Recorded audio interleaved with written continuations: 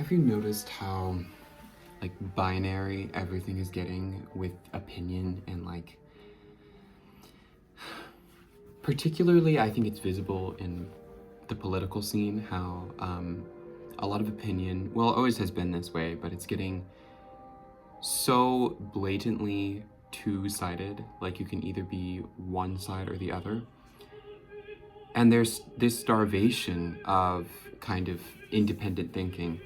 And this is not a political channel, it's an art channel. But often art and politics plays an incredibly similar, role in society. So I think it's fair to bring up some political issues that I'm exhausted with. Um, by the way, we're listening to Jessie Norman. This is her cover of Divine Redeemer. And Jessie Norman has always been a favorite of mine. She has a way of singing. I think my favorite cover of hers was Cezanne's, what was it? Delilah, and Samson and Delilah, that opera. It's beautiful. I forget which aria it is, but it's the most famous from Samson and Delilah. Yeah, anyway, so the prerogative of this video, I think, is just, I don't think the world needs more artists who are, sloppy, who are not convicted to anything, don't have ideals, don't share their values with the world. I think people, including myself, are starved for individuals who just speak the radical truth, or at least individuals who are convinced they're speaking the truth, and in that way can lend themselves to exposing the reality of any given situation. And so I think, yeah, it's disappointing to see, like, I think pseudo-intellectualism is almost rewarded, like pretending to be thoughtful without having any diversity of opinion and without thinking critically. And it's very, like, whenever you meet someone like this, I don't want to insult them. I just feel like you almost feel bad. You're just like, yeah, I don't know. I think I always fall in love with people who have a conviction to them, and who are strong in their beliefs. And it's addictive, and it's a quality that's getting rarer and rarer. I think in the art scene, something that's always been valuable for artists and something that society has respected about artists is artists kind of only have their imagination to offer the world, and it's a very valuable asset. I do think we live in a post-human world, and I think we live in almost, I would even call it further than a dystopian world. At least in a dystopian world, you have like fantastical elements, and usually it's almost romanticized.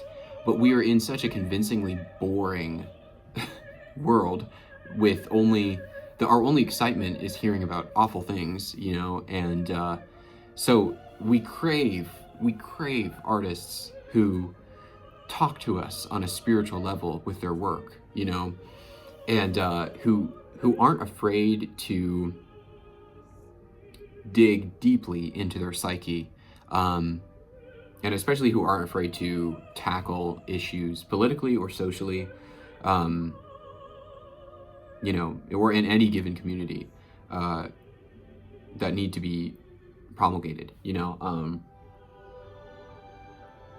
yeah, I think some of my favorite pieces of artwork are those which, they might not have a political message, but they have something to say. And it's like the art happens when the artist has something to say and they artfully manipulate their creation to convey their message the best, right? So I feel like but that couldn't happen without them letting their imagination run wild, and not censoring it. I think it can be dangerous to eliminate any censorship of any level for your imagination, right? I think some things shouldn't be painted. I am a firm believer of that. But the vast majority of things should be expressed through art, you know? And I think that's how we tackle a lot of issues and how we digest issues in our world is through art. And we can make sense of it, and it gives us a sort of sanity, because it's, gosh, this world, it's like, it can eat you up, you know? But having artists to either amuse us or convey a message that words could never depict, you know, that's real power, and that's the real power of the artist. So I hope you never feel like you should censor your imagination because it's not politically, socially, what's another term that I could use? It's not correct. You know, you'll get the whole concept of society censoring ideas. That whole concept throughout history has only brought pain.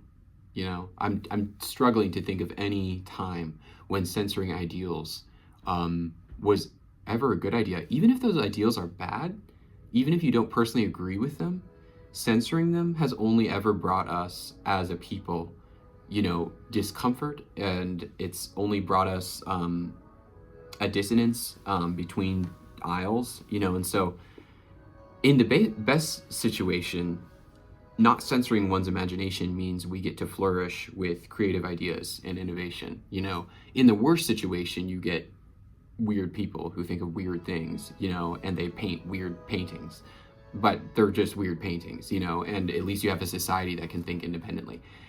And that's the big thing. It's like, I think thinking independently is something that's very much at risk today, more than it has ever been, at least in my opinion.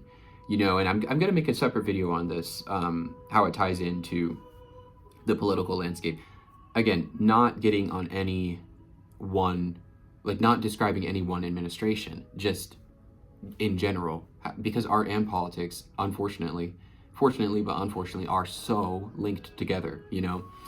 And it goes back to ancient Greece, you know, the police, or the, you know, it's polis, you know, the Greek word for the city or society, you know, was the center of Greek life. And it didn't just mean a physical city. It meant a community. It meant fellowship.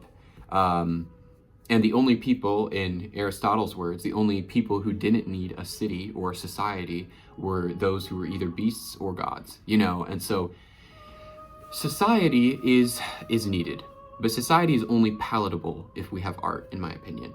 I could not handle society if we didn't have art to make fun of it and to, you know, bring us some sort of reprieve from all these different rules, all these different traditions, and the whole 9 yards. So it needs both. Art will always elevate us spiritually. It'll always add a little bit of rebellion. Censorship, though, even if it seems like a solution at first, it's only ever going to bring us pain, you know. And I think that's something we can all agree on. But here's the thing. Censorship of imagination is a subtle thing that happens to a society. It's not like people say on the news, everyone, we're going to be brainwashing you today, because it would never work. But how do you boil a frog? You slowly heat up the pot, you know, and so it doesn't jump out. It's such a random saying, but it's true, you know. And I feel like throughout my teenage years and now into my young adulthood, I can't be, am I mistaken? I can't be mistaken that I feel like social media, and I feel like, well, we'll just say it, the media, macro media in general, it's been trying to, I feel like it's been trying to censor us, or at least incite emotion that are binary. You know, media is always trying to enrage us. It's always trying to get us moving in one direction or the other. And it's such a narrow-minded business, you know? And I think if media's fine, I'm glad we have publications. I don't want to get rid of media. That's the last thing that we need. We have the First Amendment for a reason. But I think media becomes healthy again if we can have art to balance it. And right now, the art world, to speak very frankly, is basically a money laundering scheme. You know, so it's basically, you really, there's no question of who gets famous, because it's like, you make the right friends, you have the right family, and you know, you're going to be endorsed into popularity. And that's scary, because that means we as a society aren't digesting critical art, you know. And there are artists out there that I admire that are independent, and I'm very happy about platforms like Instagram or YouTube or Twitter or whatever it's called now, X. You know, it's some of these platforms can help artists like gain a following and get a living, right? But what I'm trying to say is, right now, macro media basically owns art. And so our critical thinking is like at an all-time low. Censorship is at an all-time high. And it's you get the same sort of corporate slop over and over and over again, you know, and you can predict it.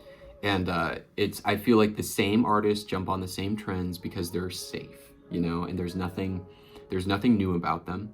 I can't distinguish certain artists from other artists because they all use AI as a reference.